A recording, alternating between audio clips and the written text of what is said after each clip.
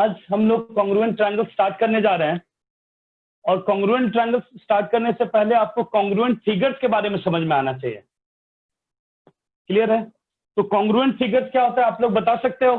Two triangles with the same either the same side or the same angle.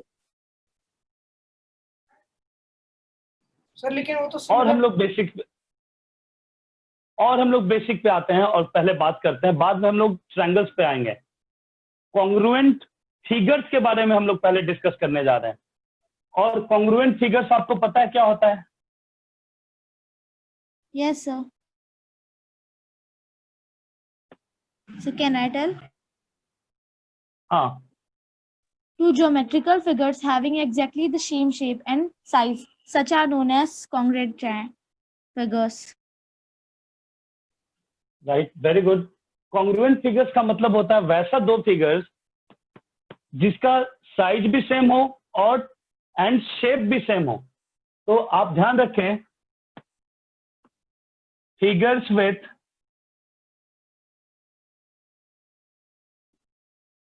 Same shape and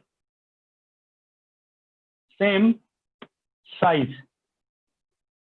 clear है? अगर हम लोग और literal meaning पे जाएं और आपसे पूछा जाए कि कॉन्ग्रुएंट फिगर्स का मतलब क्या होता है, कॉन्ग्रुएंट फिगर्स का मतलब होता है कि आप एक फिगर को उठाकर दूसरे फिगर पे आप रखोगे तो एक दूसरे को कंप्लीटली हाइड कर जाएगा। इसी टर्म को हम लोग बोलते हैं कि एक फिगर दूसरे को कंप्लीटली सुपर इंपोज कर जाएगा। क्लियर है? इसका मतलब है if we put one figure to the other figure,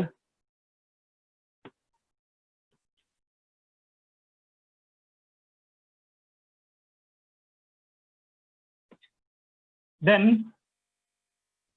it will hide completely.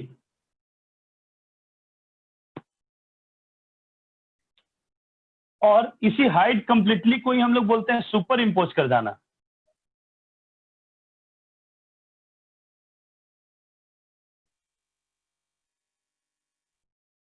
Clear है? इतना सभी को समझ में आ गया? जब आप एक फिगर को उठाकर आप दूसरे फिगर पे रख रहे हो, वो एक दूसरे को कंप्लीटली हाइड कर जा रहा है। और इन अदर वर्ड्स आप बोल सकते हो कि एक दूसरे को सुपर इंपोज कर जा रहा है। तो हम लोग क्या बोलेंगे कि दोनों फिगर कॉन्ग्रुएंट फिगर है। तो हम लोग क्या बोलेंगे कि दोनों फिगर कॉन्ग्रुएंट फिगर्स हैं। चलिए मैं बेसिक एग्जांपल से आ रहा हूं। हमने एक लाइन सेगमेंट लिया 3 सेंटीमीटर का, हमने एक और लाइन सेगमेंट लिया 3 सेंटीमीटर का। आप इसे उठाकर दूसरे पे रखोगे तो इसे उठाकर आप इस पे रख रहे हो रेड वाले पे, तो रेड वाले को कंप्लीटली हाइड कर जाएगा। Yes, sir. तो हम लोग क्या बोलेंगे, ये दोनों लाइन कॉन्ग्रुएंट है। उठा के आप रख रहे हो तो क्या कर रहा है, कंप्लीटली हाइड कर जा रहा है। मतलब ये दोनों लाइन क्या है, कॉन्ग्रुएंट लाइन है, कॉन्ग्रुएंट लाइंस। इतना क्लियर है? अब हम लोग और भी एग्जांपल ले रहा हूं मैं आपको। मैं एक एंगल दे दूं बना के, यहाँ पे मैं 30 डिग्री आपको दे दिया एंगल बना के। ऐसे ही एंगल मैं 30 डिग्री का एक और आपको दे दिया बना के। मान लो ऐसा मैंने दे दिया। अब आप इसको उठाकर इस पे रखोगे, अब आप इसको ला के इस पे रखोगे तो एक दूसरे को कंप्लीटली हाइड कर जाएगा। ये ऐसा हाइड कर जाएगा। क्लियर है? अब एक दूसरे को कंप्लीटली हाइड कर जाएगा तो हम लोग क्या बोलेंगे, दोनों कॉन्ग्रुएंट है। हम लोग क्या बोलेंगे, यहाँ पे दोनों कॉन्ग्रुएंट एंगल्स हैं। आपको सभी को क्लियर इतना समझ में आ गया है कि कॉन्ग्रुएंट का मतलब होता है एक दूसरे को एक को दूसरे पे रखते हैं तो कंप्लीटली हाइड कर जाता है। और एग्जांपल मैं आपको ले रहा हूं। यहाँ पे मान लो आपको स्क्वायर दे दिया मैंने 2 सेंटीमीटर का। क्या दे दिया मैंने, स्क्वायर। कितने सेंटीमीटर का? 2 सेंटीमीटर का। और एक और स्क्वायर मैंने दे दिया आपको, ध्यान से देखिए, 2 सेंटीमीटर का स्क्वायर।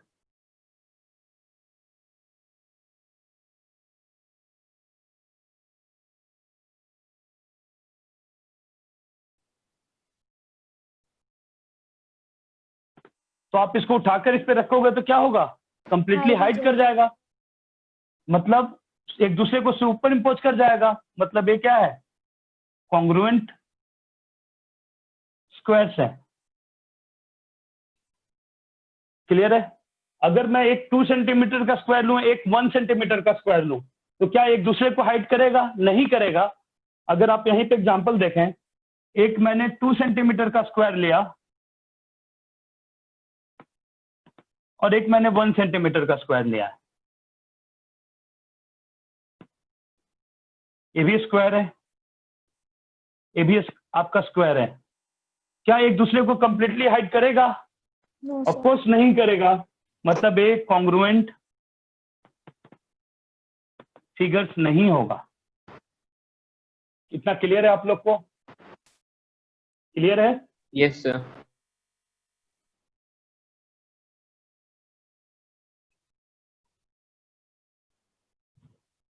छोटा बड़ा क्यों लग रहा है? थोड़ा सा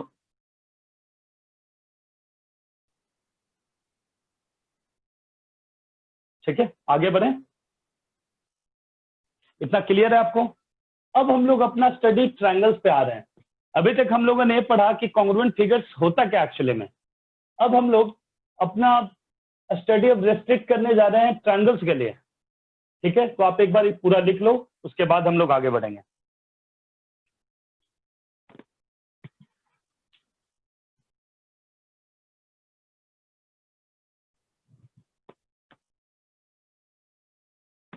सर हो गया। सर सर मैंने आपको क्वेश्चन भेजा था एक, हाँ हाँ, आप वो मैं एंड डिस्कस कर देता हूँ। मैं लास्ट में मैं डिस्कस कर देता हूँ, मेरे ध्यान में है, मैं लास्ट में डिस्कस कर दूंगा। ठीक है, ओके सर। हो गया सभी का? चलिए आगे बढ़ते हैं। Yes, sir.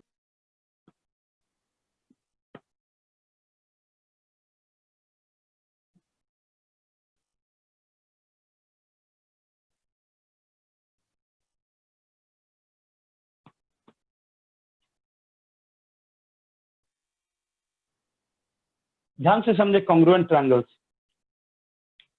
मतलब ऑफ कोर्स आपको एक ट्रायंगल को उठाकर दूसरे पे रखोगे तो कंप्लीटली हाइड कर जाना चाहिए। तो चलिए मैं आपको एक क्वेश्चन दे रहा हूं और आपको बताना है कि हाइड करेगा कि नहीं करेगा। ये 2 सेंटीमीटर है, ये 5 सेंटीमीटर है, ये 6 सेंटीमीटर है। और एक और मैं आपको ट्रायंगल दे रहा हूं,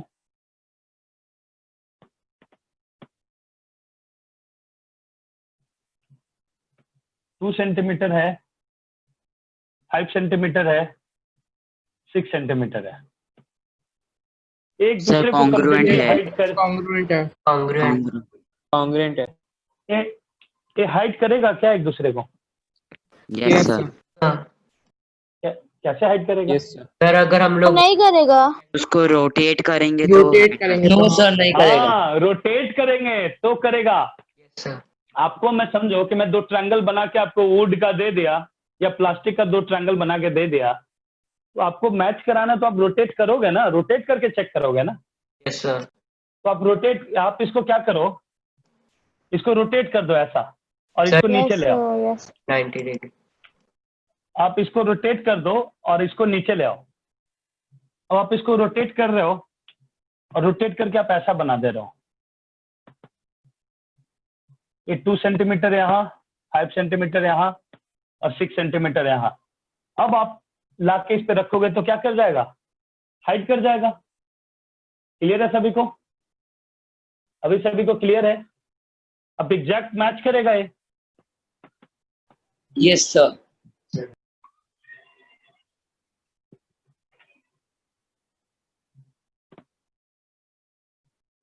क्लियर है सभी को? अगला एग्जांपल मैं आपको देता हूं और आपको बताना है करेगा कि नहीं करेगा।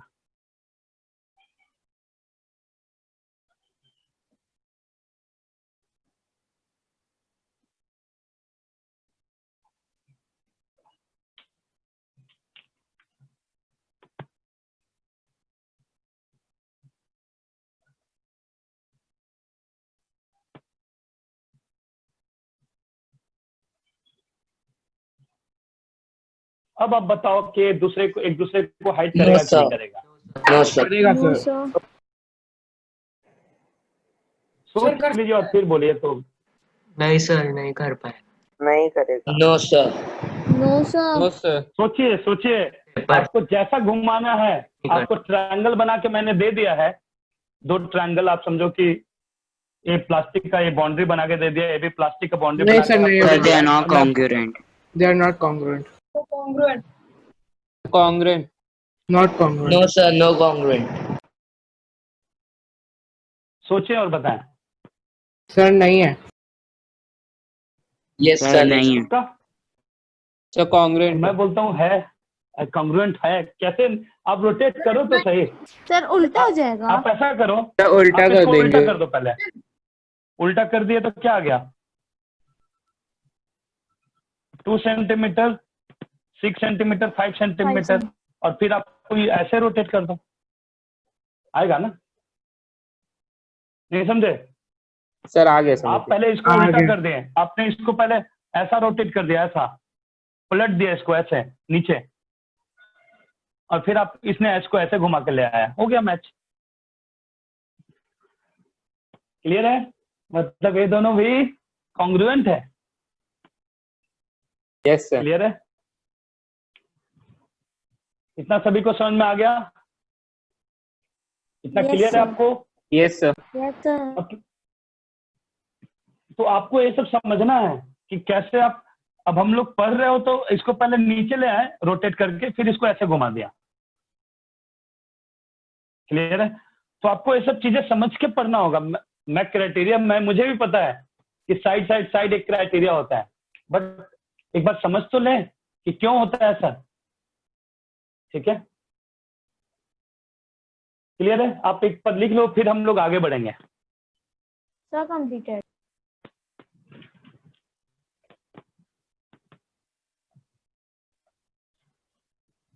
Sir, done.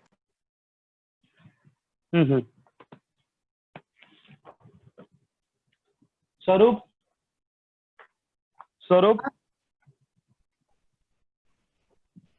समझ में आ रहा है? Sir,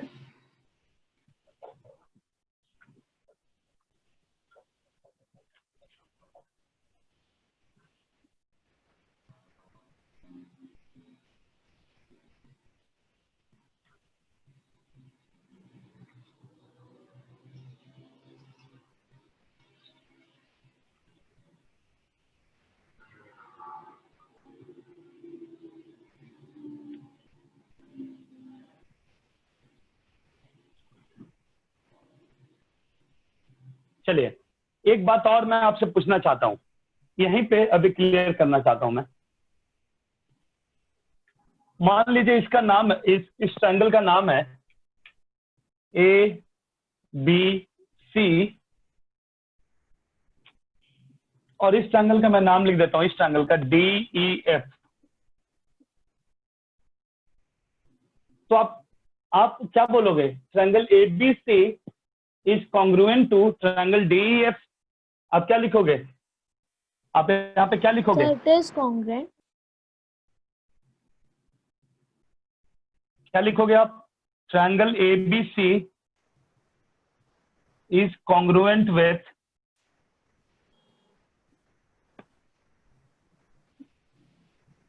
congruent to triangle DEF। Clear है? Yes, sir. अब हर एवरी टाइम तो आप ऐसा नहीं लिख सकते triangle ABC is congruent to triangle DEF।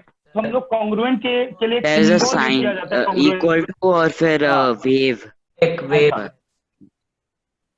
Clear है? हम लोग इसको क्या लिखेंगे? Triangle ABC Congruent. Congruent to triangle DEF। Clear है? आपको क्लियर है? समझ में आ गया? Yes, sir. किसी ने थोड़ा शैतानी किया, नहीं सर आपने triangle ABC congruent to triangle DEF कर रहे हो, मैं नहीं मानूंगा सर, मैं ऐसे लिखना चाहता हूं। ध्यान से देखिए, triangle ABC congruent triangle EDF। Sir वो गलत। Sir, that's wrong. तो क्या हम लोग ऐसा लिख सकते हैं, हमारा क्वेश्चन है कि क्या हम लोग ऐसा लिख सकते हैं? किसी ने बोला सर ए ट्रायंगल है, ए भी ट्रायंगल है। ट्रायंगल का नाम तो आप, ट्रायंगल का नेमिंग तो आप डी एफ लिखो, ई डी एफ लिखो, दोनों सेम ही ट्रायंगल को रिप्रेजेंट कर रहा है। तो क्या आप जब कॉन्ग्रुएंट आप लिख रहे हो तो क्या आप ऐसा लिख सकते हो क्या? No, ये हमारा sir. क्वेश्चन है। No, sir. No, sir. देखिए, कॉन्ग्रुएंट जब हम लोग लिखते हैं तो उससे हमें बहुत सारी बातें पता लगता है, ठीक है? एक टर्म है इसमें, सीपीसीटी, आपने नाम सुना होगा अगर कभी। Yes, sir. सीपीसीटी एक टर्म है, इसका फुल फॉर्म होता है corresponding part of congruent triangles. इसका क्या होता है? Corresponding part of congruent triangles. अब ध्यान से देखें, अगर आपने ध्यान से समझे, बोर्ड पे देखें, ट्रायंगल एबीसी, ट्रायंगल डीईएफ आपने लिखा है, तो ये आपको बताएगा कि एंगल ए, वर्टेक्स ए को वर्टेक्स डी मैच कर रहा है। क्या बताएगा आपको? कि वर्टेक्स ए है तो इसको मैच करने वाला वर्टेक्स डी है। आप इसको उठा के रखोगे, इस पे आप इसको उठा के इस पे रख रहे हो, इस वाले को। चलिए मैं इसको ब्लैक ही बना देता हूं।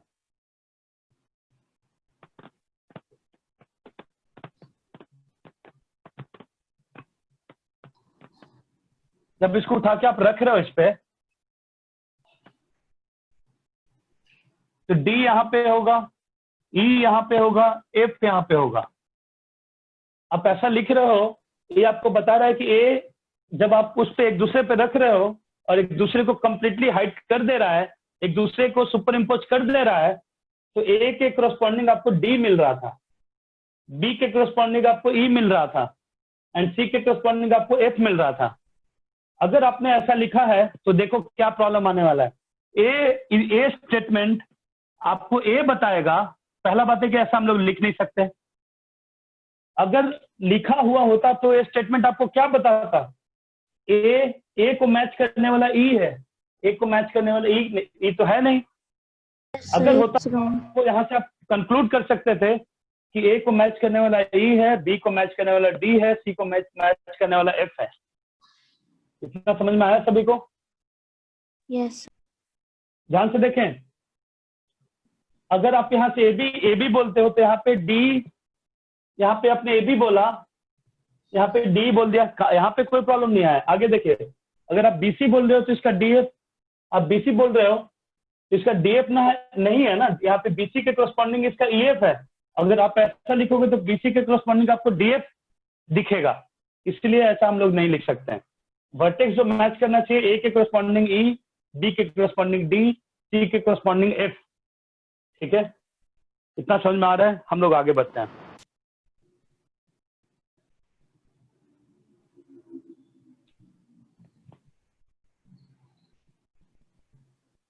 क्लियर है? आगे बढ़े?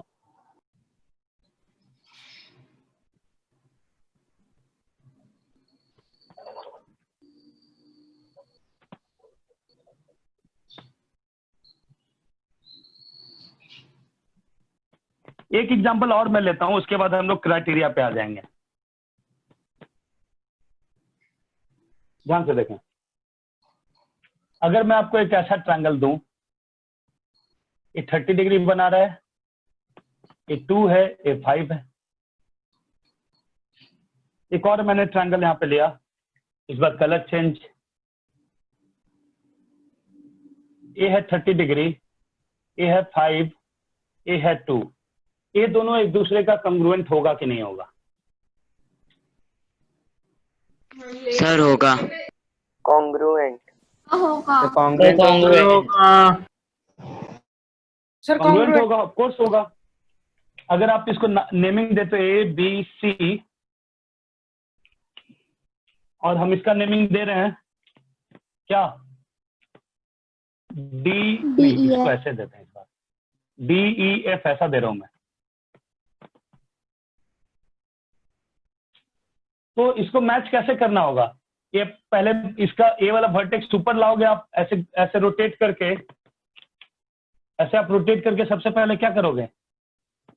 आप पहले ई ऊपर ले आओगे, ई ऊपर ले आओगे, ठीक है। फिर एफ इधर आ जाएगा, डी इधर आ जाएगा, A2 आ जाएगा, A5 आ जाएगा, A30 हो जाएगा। क्लियर है? क्लियर है आपको? अब इसको उठा के यहाँ पे आप रख दोगे तो हाइड कर जाएगा। क्लियर है? Yes, इतना sir. सभी को क्लियर है? Yes, sir. Yes, sir. ये दोनों क्या Yes, है? sir.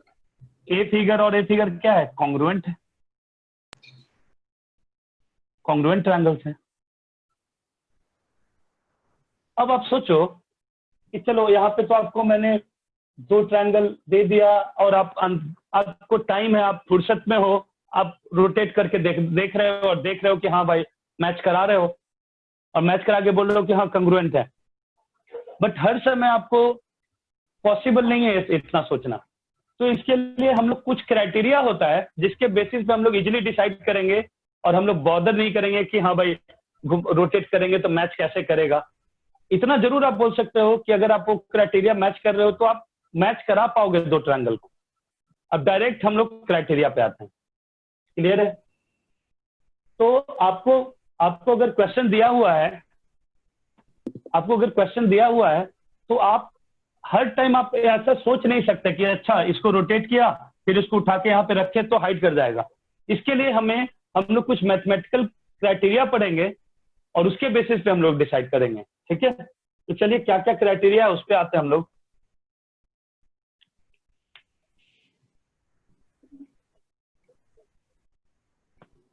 Criteria for congruent triangles.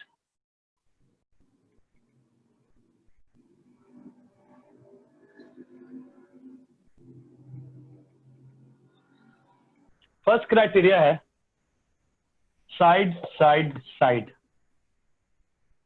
इसे क्या बोलते हैं? Side side side. इसमें क्या करना होता है, हमें क्या देखना होता है, आप ध्यान से देखें। If all the 3 sides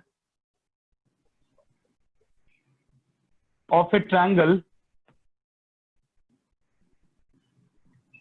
is equal to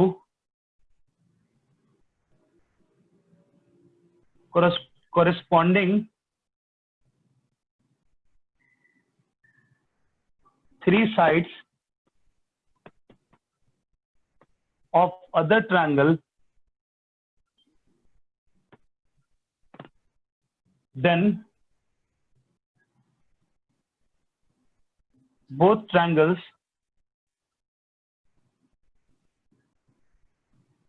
are said to be congruent.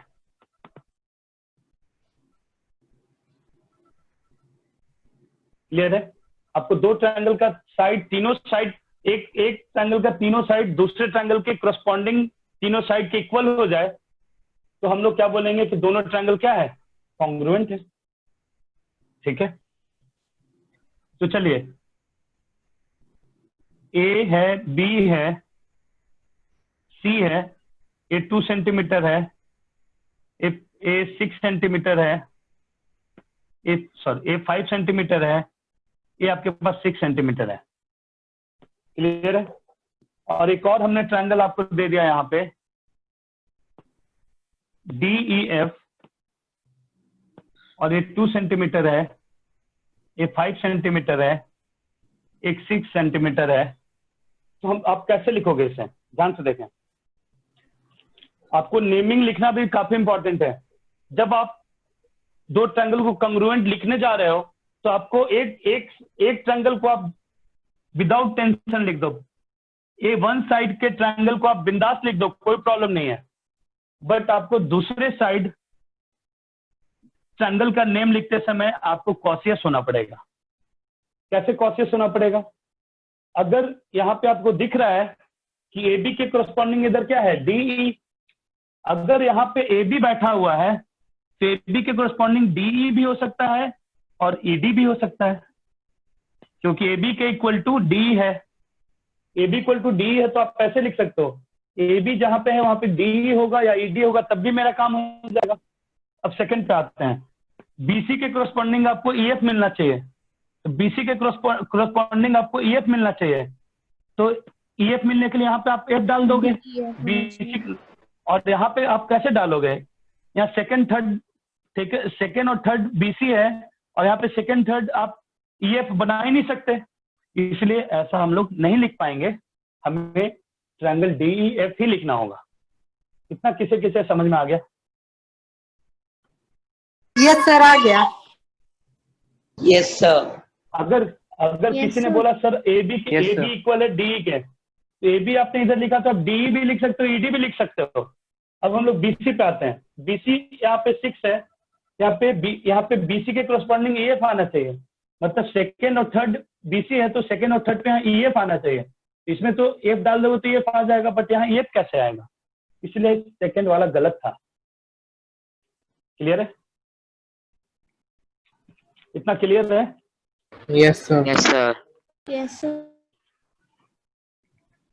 चलिए एक क्वेश्चन और मैं अपने तरफ से दे रहा हूं जिसमें आपको नेमिंग लिखना है।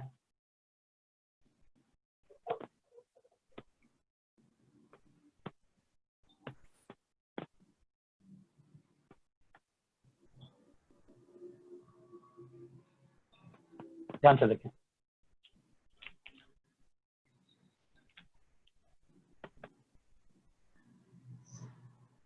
एक ट्रायंगल है 2 सेंटीमीटर, 5 सेंटीमीटर, 6 सेंटीमीटर,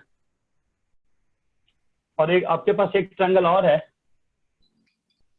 यहाँ नेमिंग दे देता हूं मैं, ए है, बी है, सी है, डी है, ई है, एफ है, ए 2 सेंटीमीटर है,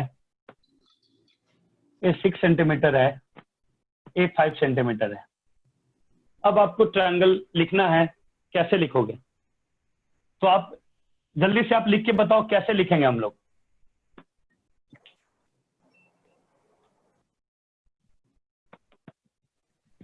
Sir, triangle ABC is congruent Congruent to EFD.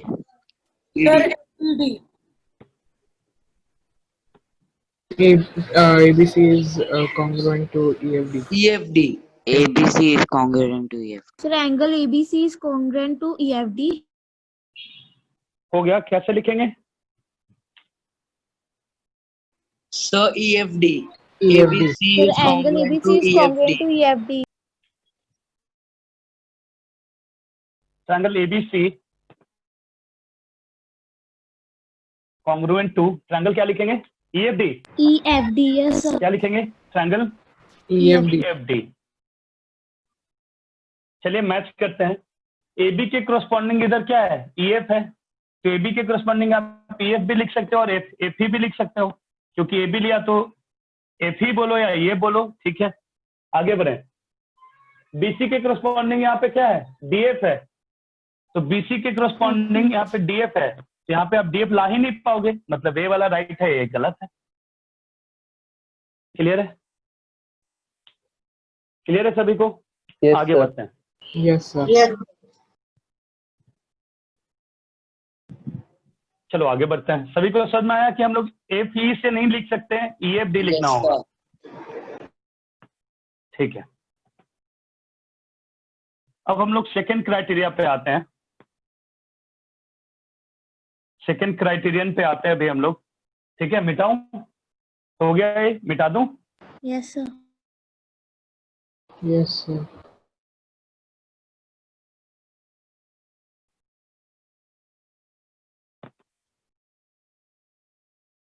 ध्यान से देखें,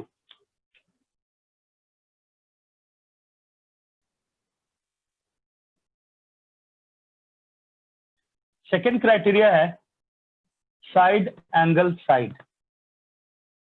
ध्यान से देखें, यहाँ पे दो साइड के बीच में एंगल है, दो साइड के बीच का एंगल मतलब इंक्लूडेड एंगल, ठीक है। तो आपने एक ट्रायंगल बनाया, आपने ऐसा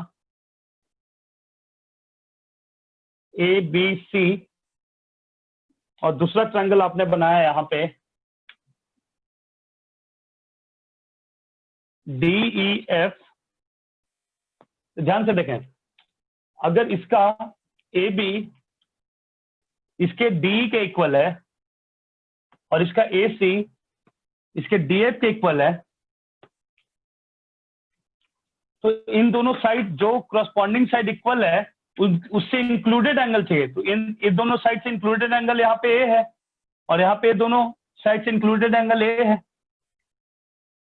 ठीक है, तो इसमें क्या लिखते हैं, साइड एंगल साइड का मतलब क्या होता है कि अगर एक ट्रायंगल का दो साइड दूसरे ट्रायंगल के करस्पॉन्डिंग टू साइड से इक्वल हो जाए, साथ ही साथ उसका इंक्लूडेड एंगल इक्वल हो जाए, तो क्या हो जाएगा, यहाँ पे हम लोग क्या लिखेंगे, if to sides of a triangle, two sides and included angle, ये दोनों साइड से इंक्लूडेड एंगल कौन सा है, यहाँ पे एंगल A है और यहाँ पे एंगल D है, तो हम लोग क्या लिखेंगे, if two sides and included angle of a triangle is equal to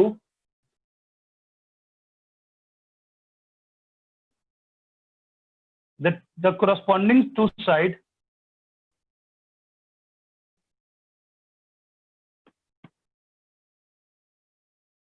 and included angle, then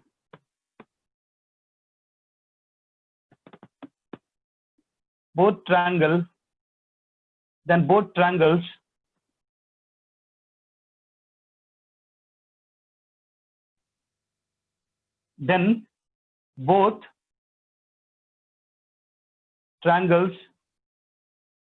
are said to be congruent।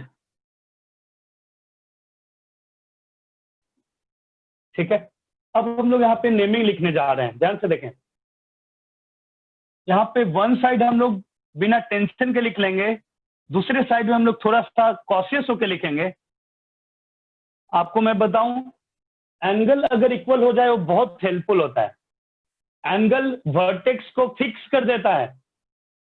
अब ध्यान से नेमिंग आप जब लिखोगे, अगर आपको एंगल मिल गया, अगर करस्पॉन्डिंग एंगल इक्वल है तो आपका पोजीशन फिक्स कर देगा। साइड में क्या होता है, DE है तो ED भी हो सकता है, बट एंगल्स होगा तो वर्टेक्स को फिक्स कर देगा। यहाँ पे एंगल A एंगल D के इक्वल है, तो एंगल फर्स्ट पे बैठा हुआ है तो इसका D भी फर्स्ट पे बैठेगा। अब आप देखिए, इसका AB इक्वल होगा DE के, इसका AB इक्वल होगा DE के, तो D यहाँ पे तो E यहाँ होगा, और जब E यहाँ होगा तो F लास्ट में होगा। तो जब आपको कॉन्ग्रुएंट का आप क्राइटेरिया लगा रहे हो, उसमें एंगल आपको आ गया है, तो आपको नेमिंग लिखना बहुत इजी हो जाता है। क्यों इजी हो जाता है, क्योंकि एंगल रेस्पेक्टिव पोजीशन को फिक्स कर देता है। अगर एंगल A एंगल D के इक्वल है तो एंगल फर्स्ट पे बैठा हुआ है, तो एंगल D भी फर्स्ट पे बैठेगा। क्लियर है? Yes, sir. चलिए एक एग्जांपल और मैं लिखता हूं यहाँ पे।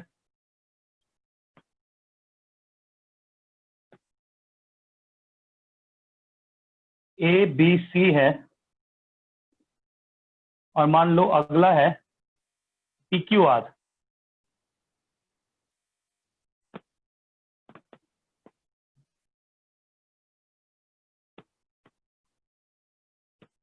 और मैं आपको दिखा रहा हूं कौन सा एंगल क्या है। इसमें तो वही ले लो आप, ए एंगल, ए साइड इसके, ए साइड इसके, और नहीं गड़बड़ हो जाएगा ना, फिर सेम दे देंगे तो फिर मजा नहीं है ना।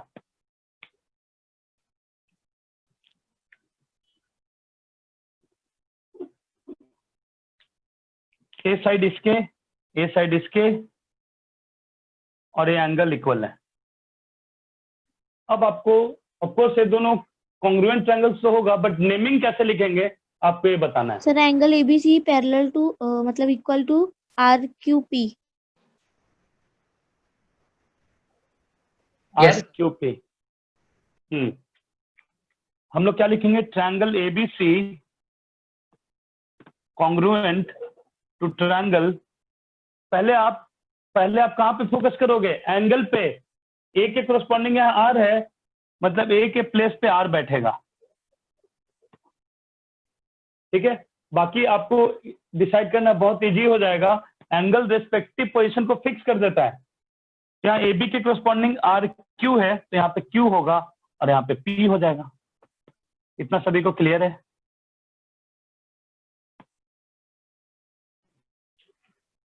सर ठीक है, थर्ड क्राइटेरिया पे आते हैं।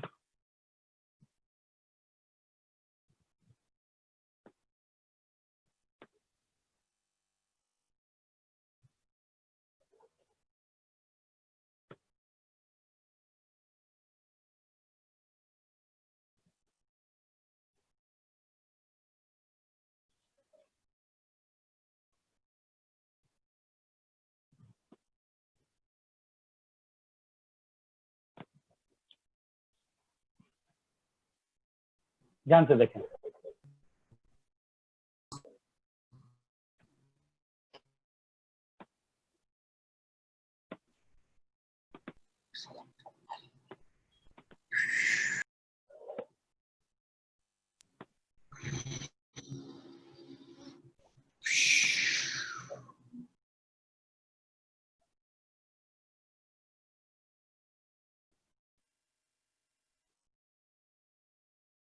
अगला क्राइटेरिया है एंगल साइड एंगल। ध्यान से देखें, एंगल साइड एंगल का मतलब क्या होगा? इतना सभी को समझ में आ गया है क्या? Yes, sir.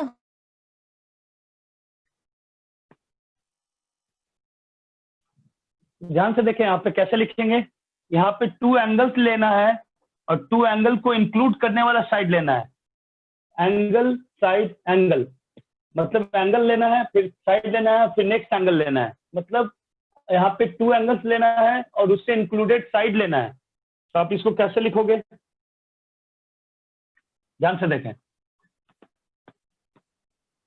कि आपके पास ट्रायंगल एबीसी है और आपके पास ट्रायंगल डीईएफ है।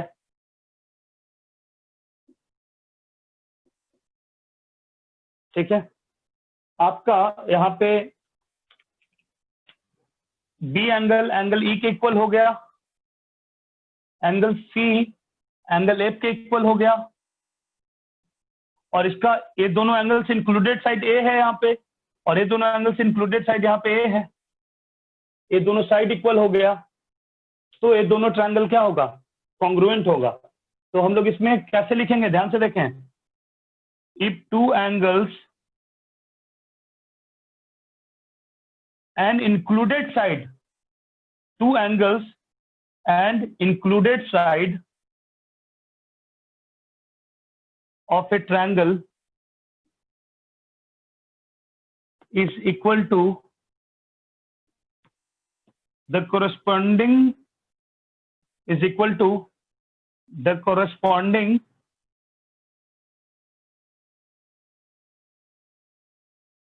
two angles and included side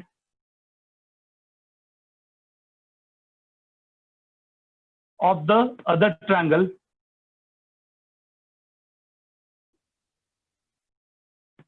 then they are congruent.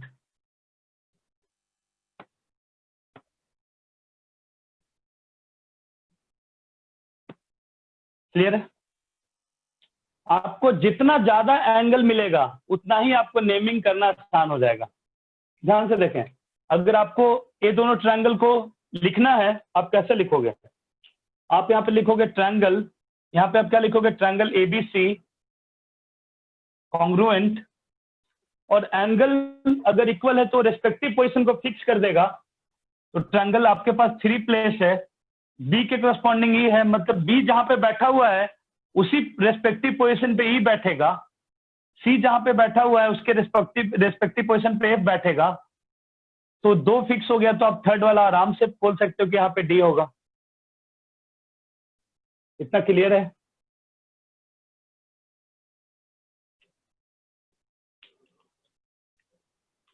इतना सभी आप लोग को क्लियर है? Yes. Yes, sir. Uh, एक बार आप लिख लो, उसके बाद हम लोग नेक्स्ट क्राइटेरिया पे आते हैं।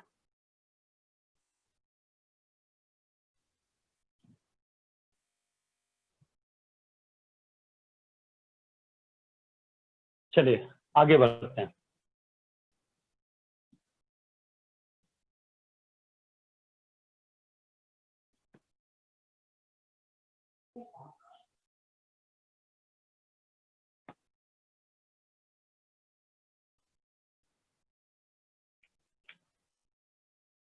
फोर्थ क्राइटेरिया आपके पास है AAS।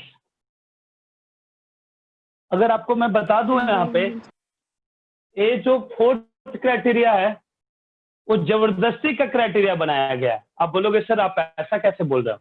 ध्यान से देखें, एक्चुअली में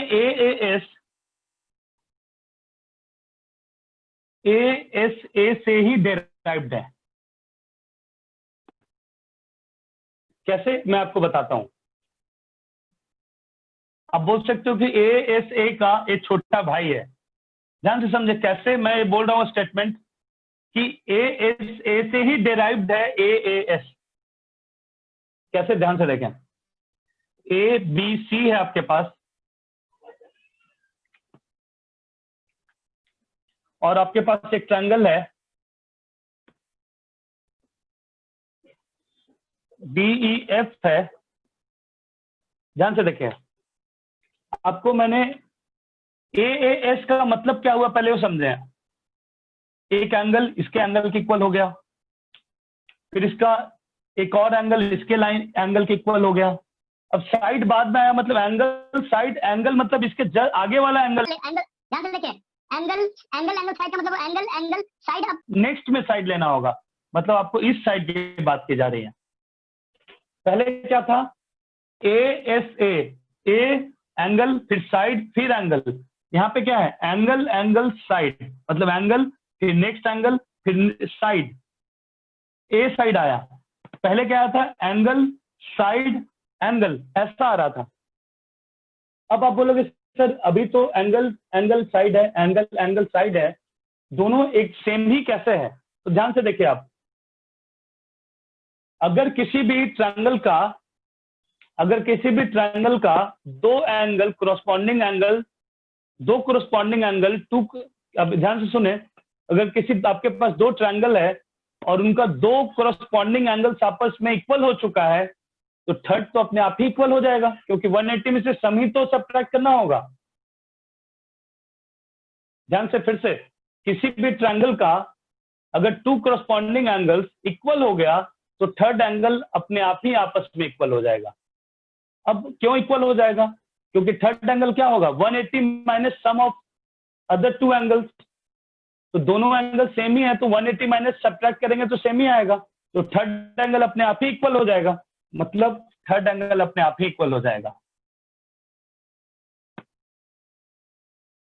जब थर्ड एंगल अपने आप ही इक्वल हो गया तो फिर से आप इसके यही क्राइटेरिया का एंगल साइड एंगल भी बोल सकते हो, फिर एंगल साइड एंगल भी बोल सकते हो फिर से, मतलब दोनों क्राइटेरिया मोर और लेस सेम ही है।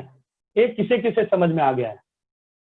सर आ गया। सर मुझे सर समझ आ गया। हमने यहाँ पे सर मुझे भी। एंगल एंगल साइड लिखा है, एंगल एंगल साइड ले आएगा। अब दो एंगल इक्वल तो थर्ड वाला अपने आप इक्वल हो गया, तो घूम फिर कर ए साइड एंगल नहीं, घूम फिर कर ए एंगल साइड एंगल नहीं हो गया। ठीक है, क्लियर है? Yes sir. Yes, sir. एक लास्ट क्राइटेरिया है, वो हम लोग डिस्कस कर लेते हैं। ठीक है, फिफ्थ क्राइटेरिया आपके पास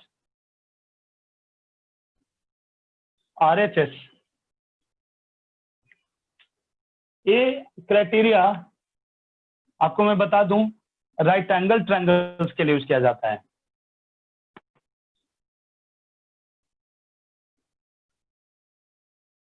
पहले आप फुल फॉर्म आप जान लोगे तो आप खुद ही समझ जाओगे। इसका नाम होता है, RHS का फुल फॉर्म होता है राइट एंगल्ड, फिर होता है हाइपोटेन्यूस, और फिर क्या होता है, साइड।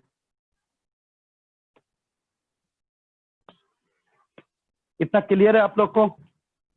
यस सर, समझ में भी आ गया। तो वो राइट एंगल सेम होना चाहिए, हाइपोटेन्यूज सेम होना चाहिए और एक साइड सेम होना चाहिए। एक साइड सेम होना चाहिए। सर लेकिन हाइपोटेन्यूज सेम होगा तो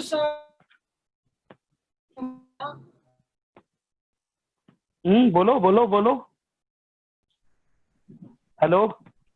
सर मैं बता रहा था बस अगर अगर हाइपोटेन्यूज अकेला सेम है तो सारे दोनों कॉन्ग्रुएंट होंगे ना? देखिए आपको मैं बता दूं, यहाँ पे आपको मैं बता दूं, राइट एंगल ट्रायंगल की बात की जा रही है। ध्यान से देखिए, ध्यान से। पहला बात है, आपके पास दो ट्रायंगल है, दोनों राइट एंगल ट्रायंगल है। फिर क्या बोला जा रहा है? हाइपोटेन्यूज सेम हो जाना चाहिए। इसका हाइपोटेन्यूज और इसका हाइपोटेन्यूज सेम हो जाना चाहिए। और बाद में बोला एक साइड सेम हो जाना चाहिए। बाकी आपके पास कितना साइड बच गया? 2 साइड्स बच गया। उसमें से 1 साइड सेम हो जाना चाहिए। मान लो ए साइड और ए साइड सेम हो गया। ए है मतलब right angle hypotenuse side, hypotenuse same हो जाना चाहिए। फिर 2 साइड में से एक साइड सेम हो जाना चाहिए। नहीं सर, मैं बता रहा था अगर राइट एंगल ट्रायंगल में हाइपोटेन्यूज सेम होगा तो दूसरे साइड क्यों डिफरेंट होंगे? आपने 90 बना दिया, ठीक है, क्लियर है। अगर आपको हाइपोटेन्यूज सेम है तो आप एक सिचुएशन समझो कि अगर आपका एक आपने लैडर इस पे लगा दिया है, यहाँ पे एक समझो कि एक लैडर लगा हुआ है ऐसे, ध्यान से समझना। उसी लैडर को हमने ऐसा लगा दिया, हाइपोटेन्यूज तो सेम है, क्या दोनों साइड सेम हो गया क्या? No, sir. समझ में आया क्या नो सौरभ? सर। हाँ सर। अगर आपको एक वॉल है, एक ग्राउंड है, वॉल है, ग्राउंड है, और आपको एक लैडर मैंने दे दिया, आपने ऐसा लगा दिया लैडर, उसी लैडर को आपने ऐसा लगा दिया, दोनों लैडर सेम लेंथ का है, तो क्या दोनों साइड भी सेम लेंथ का हुआ क्या? नहीं हुआ। समझ में आया? Yes, तो sir. हमारा जो क्राइटेरिया है, हमारा जो क्राइटेरिया यहाँ पे राइट एंगल होना चाहिए पहला। सेकंड हमारा क्राइटेरिया हाइपोटेन्यूज इक्वल होना चाहिए, चलिए वो भी सही है। बाकी 2 साइड में से आपको एक साइड भी सेम हो जाना चाहिए, इसलिए इसका नाम है राइट एंगल हाइपोटेन्यूज साइड। मतलब बाकी हाइपोटेन्यूज इक्वल होने के बाद इसका कितना साइड बचा? 2 साइड बचा। 2 साइड में से एक साइड भी इक्वल हो जाना चाहिए, तब आप बोलोगे राइट हैंड RHS क्राइटेरिया लगाओगे। अब तुम सोचो, हाइपोटेन्यूज इक्वल हो गया, एक साइड इक्वल हो गया, तो जब पाइथागोरस लगाओगे तो ए साइड और ए साइड भी इक्वल हो जाएगा। तो घूम फिर कर एक साइड बता रहा है हमें। किसे किसे ये बात समझ में आया?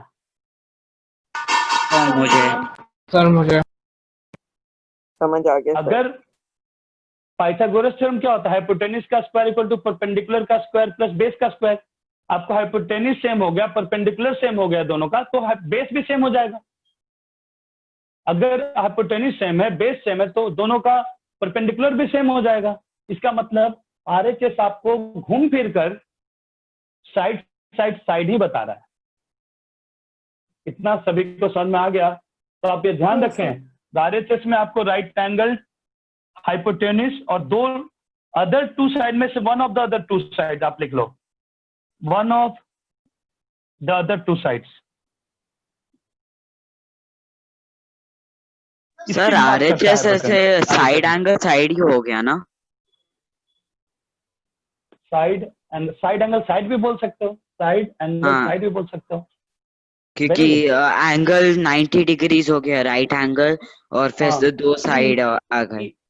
एक RHS एक ही, जो अगर आप सोचो एक हाइपोटेन्यूज और एक साइड इक्वल हो गया तो थर्ड साइड इक्वल हो जाएगा। थर्ड साइड इक्वल होगा तो एस भी आप बोल सकते हो। अब ये 90 है तो आप साइड एंगल साइड भी बोल सकते हो इसी चीज को। क्लियर है? मतलब RHS ये दोनों का, RHS अगर जो बोला गया है एक्चुअली में ये सब सोच के बोला गया कि अच्छा दो, एक हाइपोटेन्यूज और एक साइड इक्वल होगा तो थर्ड साइड अपने आप इक्वल हो जाएगा। तो ठीक है, हम लोग थर्ड साइड निकालने नहीं जाएंगे, इसलिए हम लोग RHS क्राइटेरिया अगर ऐसा सिचुएशन आया, हम लोग पाइथागोरस से थर्ड साइड निकालने नहीं जाएंगे, हम लोग डायरेक्ट उसे RHS क्राइटेरिया यूज करेंगे।